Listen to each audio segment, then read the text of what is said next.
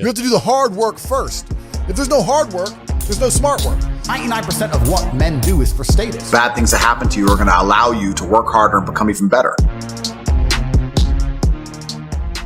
The natural state of man is a competitive state of man. Men have always been competing with each other. Even now, right now, we compete with each other. I don't buy Ferraris to drive fast. I do sometimes. No. It's to show everyone else I'm richer than them.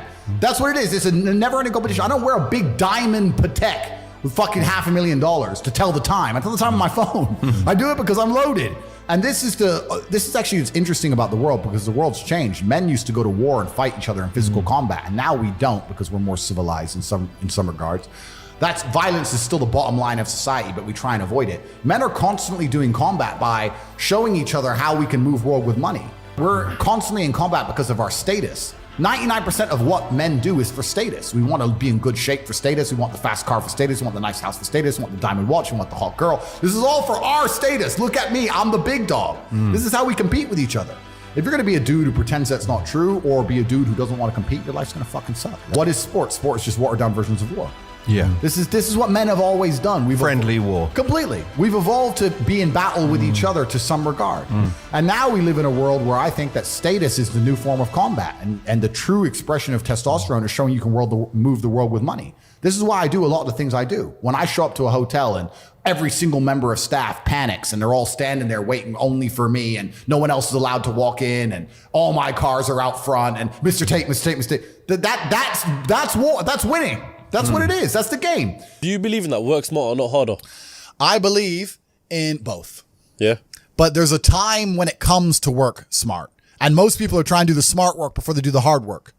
It's kind of like talent, right? You don't notice if you're talented at something until all the hard work's done. Yep. I could be the most talented tennis player in the world, but I don't play tennis. So if I go down the tennis court, Joe Schmo is going to smoke me. I don't get to see my talent until I've worked so hard that I'm in the top 1%, and now I'm beating them because I have some God-given gift. Yeah. You understand? Yeah. You have to do the hard work first. If there's no hard work, there's no smart work. So someone's going to sit there and go, I work smart, I don't work hard, so I only have to work an hour a day. If working smart gets you a lot done in an hour a day, then you should work smart for 12 hours a day and get 12 times the work done. I am absolutely and utterly a believer in hard work. I'm a proponent of hard work. I have all this money and all I do is work. My entire life is work. This podcast is work. I'm getting in the car, I'm going to another meeting, work. I want to go to the gym so I'm in good shape, work. It's all work. My entire life is work. And people don't want to look at life that way. They want to talk about work-life balance and being lazy and all this crap. I don't believe in any of that. I believe in, if you want to win, you have to outcompete the man who's prepared to do nothing but work. It's player versus player. If you're going to sit there and go, I don't want to work more than an hour a day, well, the guy who does want to work more than an hour a day is going to beat you. And no matter how smart you are, there's always a smart dude who's doing the same smart work you are for more hours than you're doing it. That's just the nature of the game.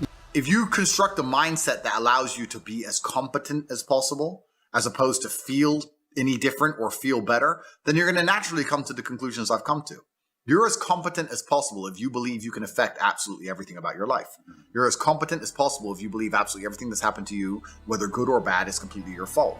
You're as competent as possible if you believe the bad things that happen to you are going to allow you to work harder and become even better. When bad things happen to me, the first thing out of my mouth is good. Good. Andrew, they took $10 million out the bank because they canceled you. Good. Good. That's just my response. Good. Andrew, this happened. Good. Good. Good. Now I'm really pissed. Good. This mindset I've constructed allows me to be as fearsome a competitor as possible. It allows me to be a feared opponent in any realm of human endeavor, and that's the point of a mindset. Why would you have a mental model or a mentality that made you anything less? In the ultra competitive world that we've just discussing that everybody wants the things you have, why would you absorb information or construct a mental model that doesn't allow you to be as competitive as possible?